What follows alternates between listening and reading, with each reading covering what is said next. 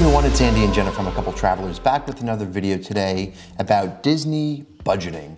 Are you curious about how much it actually costs to go to Walt Disney World? We just got back from our vacation. We've tallied our entire budget from the trip, everything that we spent on food, on transportation, on the vacation itself, on lightning lanes and Genie Plus. We're gonna tell you how much we actually spent. So stay tuned to the end of the video where we'll give you our grand total after we go category by category. But before we jump in, I did want to mention that I am a travel agent who specializes in Walt Disney World vacations. And if you are looking to head down to Walt Disney World soon, and if you would like some help budgeting and staying within a certain budget, I'd be more than happy to help you with that. My email is listed in the video description below, and it is completely free to work with a travel agent if you didn't know. So by far the largest cost of our trip was the actual vacation package that we purchased through Walt Disney World. In this package, we had 7 nights at a value resort, which was Pop Century. We had a 5-day park hopper ticket. We had Genie Plus for those 5 days because at the time that we booked our trip, you could add Genie Plus to your vacation package. Now that is not the case. You have to add it every morning of your trip. You can purchase it after midnight. Right. And you should purchase it before 7 a.m. so you can book your first Genie Plus at 7 a.m. when it opens. But Genie Plus was in our vacation package, plus Memory Maker and travel insurance. All of that together was $3,385.06, which is pretty much a standard price for a week in a value resort.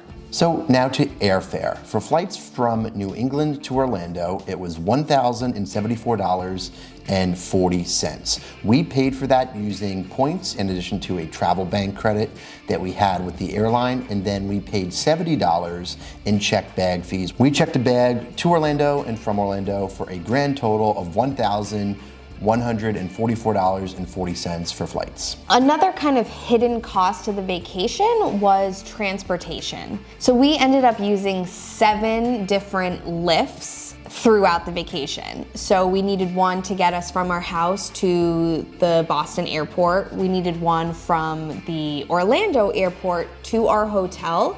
We actually stayed at a hotel the night before in Orlando because of our last minute flight changes. And then from the first hotel to Pop Century on the first day of our trip.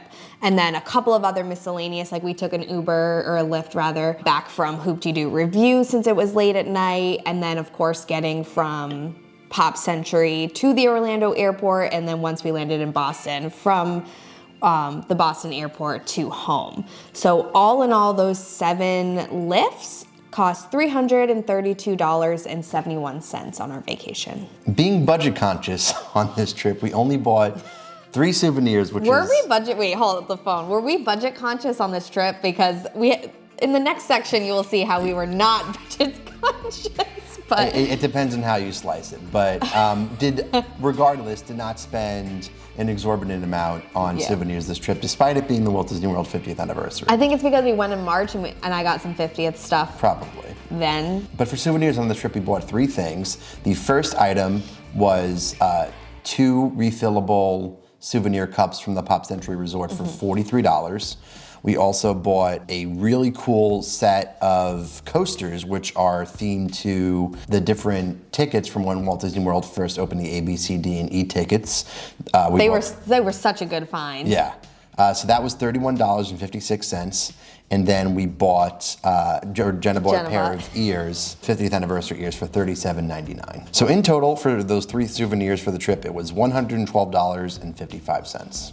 Probably the least amount we've ever spent on souvenirs. Probably. So this next section is food and drinks, and this is where our budget got a little out of control. So in total on food and drinks and snacks, like all of that, we spent $1,902.38.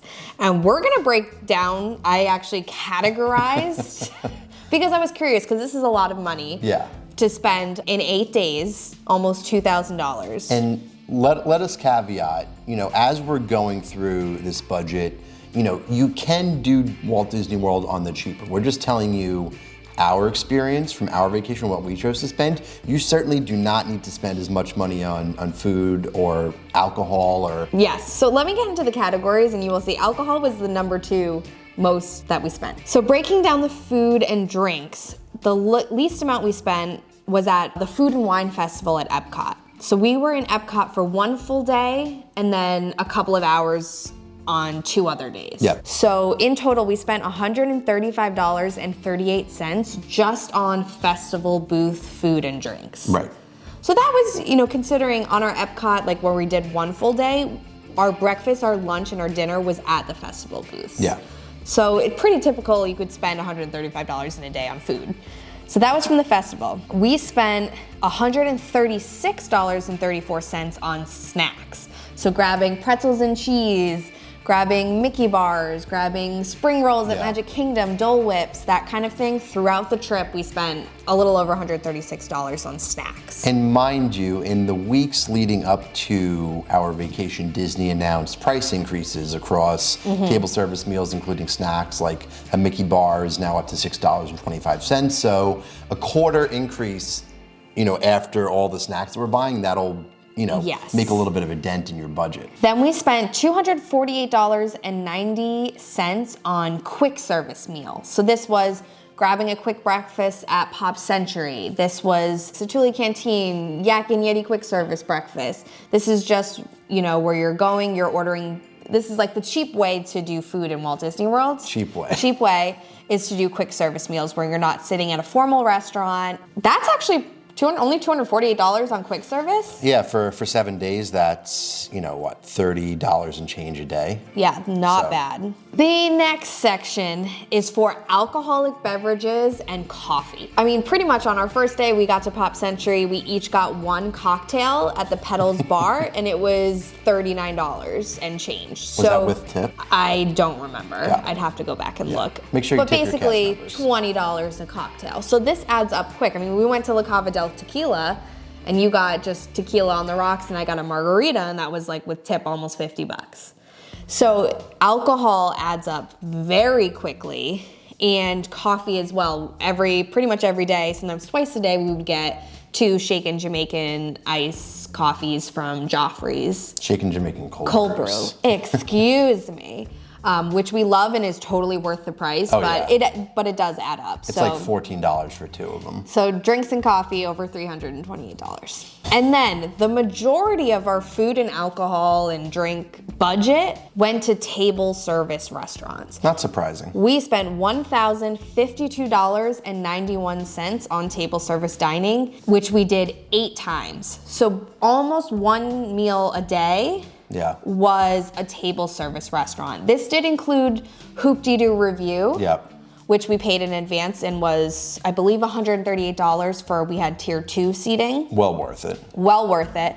We also did a signature dining experience at Le Cellier in the Canada Pavilion in Epcot. This is where most of the budget went. We spent, what, $250? It was like almost $300. Almost $300 with tip on our signature dining. But that was, we got cocktails, we got appetizers, we got delicious steaks, well worth the money, and we got sides, like enhanced sides, like amazing meal. And we also did a character meal where we got champagne. Right. So that is the majority of where our food and alcohol budget went, was table service restaurants, which was more than half the budget for the 8 meals we ate as opposed to everything else in total. Something that we're sure a lot of people are interested in terms of Walt Disney World budgeting, is the newer things that are inclusive of your budget, such as Genie Plus and individual lightning lanes. So for individual lightning lanes for this trip, in case you're unfamiliar, those are individual fast passes, if you will, that you pay a la carte per ride to skip the ride, and there is one of those. Skip the line. Thank you. To skip the line. You don't want to skip the ride. You want to ride the ride. You want to ride the ride. To skip the line. And there is one of those attractions for each of the theme parks. So it's basically an added cost to get access to that lightning lane. So on this trip, for our individual lightning lanes, we bought the one in each park. So the first one was at Animal Kingdom. It's Flight of Passage. It was $13 per person, and with tax, that was $27.70. In Magic Kingdom, it was Seven Dwarfs Mine Train, $10 per person for $21.30. In Disney's Hollywood Studios, it was Rise of the Resistance for $15 a person. With tax, it was $31.96. And in Epcot, the newest attraction at Walt Disney World, Guardians of the Galaxy Cosmic Rewind, $15 per person or $31.96 with tax. In total, for individual lightning lanes on this trip, we spent $112.92. Now, a big caveat when it comes to individual lightning lanes is that depending on the day, the actual day that you were going, that price will fluctuate. So that is only our experience from October and November of 2022. Those prices can and probably will go up over time. So just keep that in mind when you are budgeting your Walt Disney World vacation. And another thing to keep in mind is that you can purchase 2 lightning lanes per day. Yeah. In order to do that, you need to have a park hopper ticket. So for example, if you were doing Hollywood Studios in the morning and Magic Kingdom was where you were planning on park hopping, you can buy both. You could buy one in Hollywood Studios for the morning and buy the one in Magic Kingdom for the evening. So right there, that would double the amount that you're spending pretty much on individual lightning lanes. And another caveat I want to make is that for Epcot, Guardians of the Galaxy does not have a standby line. So you have 2 ways to ride it currently. One is attempting for the virtual queue, which is complimentary. And the other way to ride is to buy the individual lightning lane. On one of our days, we got the free virtual queue. And on our last day, since we were park hopping to Epcot and the virtual queue wouldn't be available, we bought. So that's just something to keep in mind. You don't necessarily need to buy it for Epcot because you could get the free virtual queue. It's just for how it worked on that day, we chose to buy There are different strategies for getting on those rides, and actually stay tuned to the channel because coming up, we have a video for each park about how we did all of the attractions in that park, and we'll talk about the combination of how you can get on some of those bigger rides. Because for the entirety of our 8-day trip, the longest we ever waited for a ride was 30 minutes. Crazy. So the last category is kind of just for miscellaneous things that we bought either before or during our trip to Walt Disney World. The first of which is we placed an Amazon order before we even headed down to Florida for water bottles. We ordered 2 cases of waters for our room, which basically lasted our entire trip. We always brought at least 4 water bottles into the park with us each day, which helped how much we were spending on water. And then when we got back to our room at night, we always knew that there was water in the fridge to stay hydrated. So that was $22 for the 2 cases of water. So if you do the math, and this is just such a big hack, we encourage everybody traveling to Walt Disney World to do this. A bottle of water in Walt Disney World now is $3.75. And we spent $22 for, what, 48 bottles of water? Yeah. So, well worth it. It definitely helps. The next is we spent $20 on a platform called Mouse Watcher to help with any dining reservations we didn't get. So for our Steakhouse 71 dining reservation, there wasn't anything available when we made our dining reservations for the date that we wanted. So I went onto Mouse Watcher and I put in the date I was looking for Steakhouse 71 and that I wanted a dinner. And I got text messages whenever a new dining time opened up, and then you click it, you make your reservation. This service was well worth the cost. And they usually charge between like $7 and $20 for a restaurant, depending on how popular it is. We ended up not doing Ohana, but I got a ton of notifications for Ohana, which we're planning on doing on our next trip, actually. Like we mentioned earlier, we ended up flying to Disney a day earlier than planned when our flight switched, and we stayed in a hotel near the Orlando airport. It was just cheaper that way. Yes, and then we didn't have to fly, our flight was so delayed, or like had moved on the day we were gonna fly in, that we would have missed like most of our first day, and we didn't want to shorten the vacation by any means, so we just decided to fly out Friday night, and we got a hotel near the airport. We mostly paid with points, but then we did pay $23.05 for that. Then magic bands. I bought a Magic Band Plus and Andy bought a regular Magic Band for a total of $48.14. This used to be something that was included within the cost of your vacation package. That is no longer the case, so something to keep in mind, especially if you're going with a family of 4 or 6, that cost is gonna add up quickly. And then last but not least, we spent $246.06 on Etsy shirts for our trip. Now this is something, if you've been to Walt Disney World lately, you look around and all you see are like specialized Disney shirts. We were there for Halloween. Yeah. We were there for the start of Christmas decorations going up. I always like to have some sort of themed shirt or ears. So that was an extra thing that we paid prior to our trip that definitely adds up. And we were there with friends, so we wanted to, really have the full experience. So keep in mind, again, as we mentioned earlier in the video, you don't need to do Disney World to the nines, so to speak. Right, or maybe pick like one day where you're doing like Right. some sort of coordinated shirt, but this was just something that we did. In total, the entirety of our Walt Disney World vacation for a 7-night, 8-day trip, staying in a value resort, kind of going all out on food and drinks, a couple of souvenirs, transportation, etc., was a total of $7,349.27. And because we had mentioned that we didn't actually pay for our flights, we gave the total of what they were worth, but we actually used points in our travel bank. So technically we paid $6,275.27, but it would be over $7,300 if you needed to factor in flights for your trip. Not necessarily the cheapest thing, but we wanted to be transparent and hopefully informative with what it costs for 2 adults to go to Walt Disney World in 2022. We fully acknowledge that that is not inexpensive.